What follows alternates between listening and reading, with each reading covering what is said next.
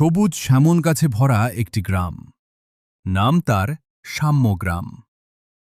এখানকার মানুষগুলো সহজ সরল। ছোট ছোট বাচ্চারা একে অপরের সাথে খেলাধুলায় ব্যস্ত থাকে। সেই গ্রামের রাস্তার পাশেই ছিল একটি কুঁড়ে ঘর, অভাব অনারণে যাদের দিন চলে। এই যে যিনি ঘুমিয়ে আছে, এই হচ্ছে দয়াল। আসলে তার নামটা যেরকম, সে কাজেও সেরকম দয়াল। বাড়ির গিন্নি আস্তে আস্তে এসে তাকে ডেকে দেয়। তাকে বলে, এই যে বেলা তো অনেক হয়ে গেল, কাজে কি যাবেন না? দয়াল আস্তে আস্তে চোখ খুলে বলল, হায় হায়, আজকেও দেরি হয়ে গেল, বেলাটা যে কখনো হয়ে যায়। তখন বাড়ির গিন্নি বলল, যান কাজে যান, আরে ফেরার প্রতি কিছু বাজার সদাই করে আসেন। দয়াল বলল, এই থলিতে মাত্র 2টা টাকা আছে, দেখি বাঘকে কি জুটে। এই বলে দয়াল কোদাল নিয়ে বের হয়ে গেল মাঠে কাজ করার জন্য। সাথে থলেটাও নিল। পথ চলতে চলতে সে পার হচ্ছিল একটা বটগাছের নিচ দিয়ে।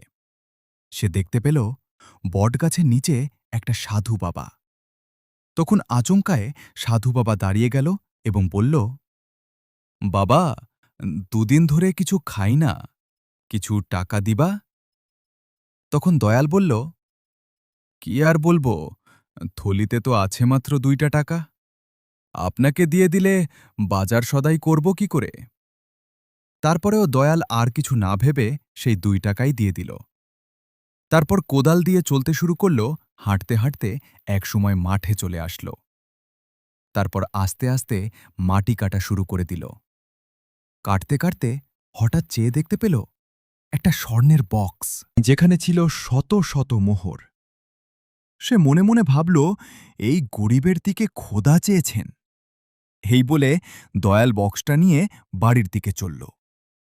চলতে চলতে যখন বটগাছের নিচ দিয়ে যাচ্ছিল, তখন সে সাধু বাবাকার দেখতে পেল না।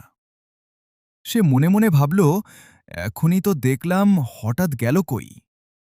সে আর কিছু না ভেবেই আপনি বাড়ির দিকে ছুটে চলল। মাঠের পর মাঠ পেরিয়ে যখন বাড়ির সামনে আসলো, তখন সে ঘরের ভিতরে গিয়ে বক্সটা হাতে নিল এবং গিন্নিকে ডাকতে লাগল। গিন্নি এসে বলল, এত তাড়াতাড়ি চলে আসলে যে? দয়াল বলল, এই দেখো।